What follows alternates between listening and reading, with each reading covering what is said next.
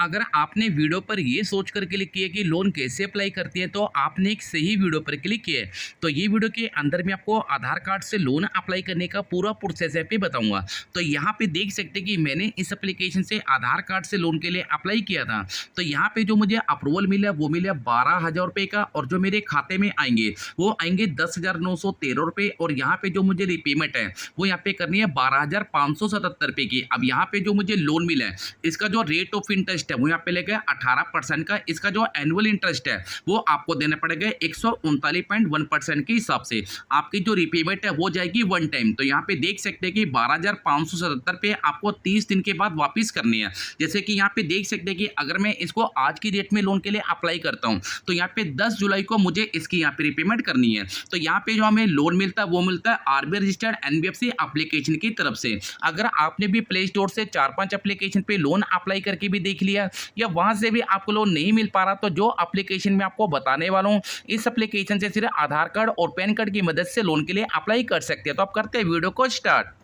तो सबसे पहले तो आपको प्ले स्टोर को एंटर कर लेना है। तो यहाँ पे आपको सर्च करना है स्मॉल बिजनेस लोन ट्रेंड फिनिया। अगर हम इसकी रेटिंग की बात करें तो 4 पॉइंट से ज़्यादा की इसकी रेटिंग है, 50 लाख प्लस इसके पे डाउनलोड है। तो सबसे पहले आपको इसके अबाउट सेक्शन को यहाँ पे ओपन कर लेना है। जैसे मैं आपको स्टार्टिंग पे बोलता हूँ कि किसी भी एप्लीकेशन पे लोन अप्लाई करने से पहले उस एप्लीकेशन के ऊपर आपको अच्छे से यहाँ पे रिसर्च कर लेना है। अब यहाँ पे देख सकते हैं कि यहाँ पे मिला है कि 5,000 से लेके और पूरे 60,000 रुपये का आप यहाँ पे लोन ले सकते हैं। और जो एप्लीकेशन है वो एक आरबीआई रजिस्टर्ड एप्लीकेशन है। अब यहाँ पे आपको नीचे की तरफ स्लाइड करना है। अब जैसे आप नीचे की तरफ स्लाइड करेंगे तो यहाँ पे अगर हम डॉक्यूमेंट की बात करें तो यहाँ पे लिखा है आपकी जो एज है वो यहाँ पे 21 साल से ज्यादा होनी चाहिए और स्टेबल इनकम आपकी 12,000 पे होनी चाहिए और आपके पास सिंपल सा आधार कार्ड पैन कार्ड यहाँ पे होना चाहिए। जो एप्लीकेशन है 100% ऑनलाइन प्रोसेस यहाँ पे रहने वाला है। अगर आपको लोन अप्लाई करने में कोई भी दिक्कत है तो यहाँ पे आपको इनका एड्रेस भी मिल जाएगा और यहाँ पे आपको इनका जो कॉन्टैक्ट नंबर है वो भी आपको देखने को मिल जाएगा। ये जो एप्लीकेशन है वो यहाँ पे बिलोंग करती है मुंबई महाराष्ट्र। तो यहाँ पे आपको स्लाइड करना है नीचे,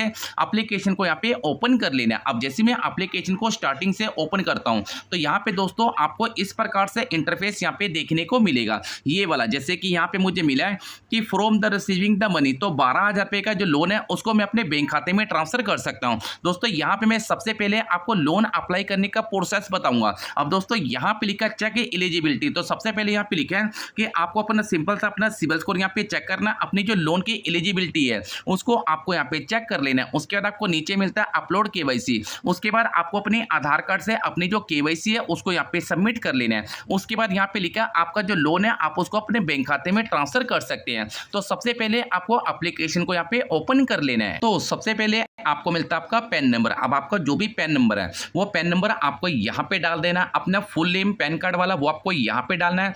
जेंडर को आपको सिलेक्ट करना है, जैसे कि मेल या फीमेल दोनों में से आपको एक ऑप्शन यहाँ पे सिलेक्ट कर देना है। उसके बाद आपकी जो डेट ऑफ बर्थ है आधार कार्ड वाली वो डेट ऑफ बर्थ आपको यहाँ पे डालना है।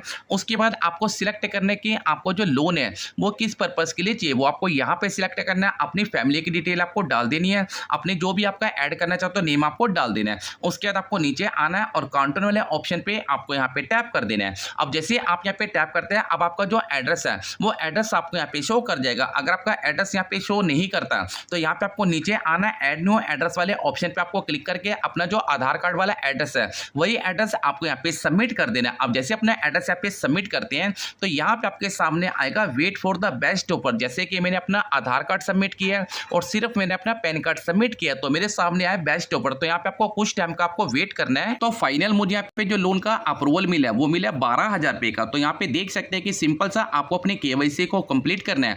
उसके बाद आपके सामने जो लोन का ऑफर आएगा उसको बैंक पे लेने का प्रोसेस क्या है वो भी मैं आपको यहाँ पे बता दे रहा हूँ। तो सबसे पहले आपको ऐड बैंक वाले ऑप्शन पे आपको टैप कर देना है। अब जैसे मैं टैप करता हूँ अब यहाँ पे आपको मिलता है इंपोर्टेड अपडेट, इस पे आपको क्लिक कर देना है। जितने भी परमिशन है सारी परमिशन आपको यहाँ पे अलाउ कर देनी है। अब जैसे सारी परमिशन आप यहाँ पे अलाउ करते हैं तो यहाँ पे देख सकते हैं कि 12,000 रुपये का लोन है, आपके खाते में आएंगे 10,913 रुपये।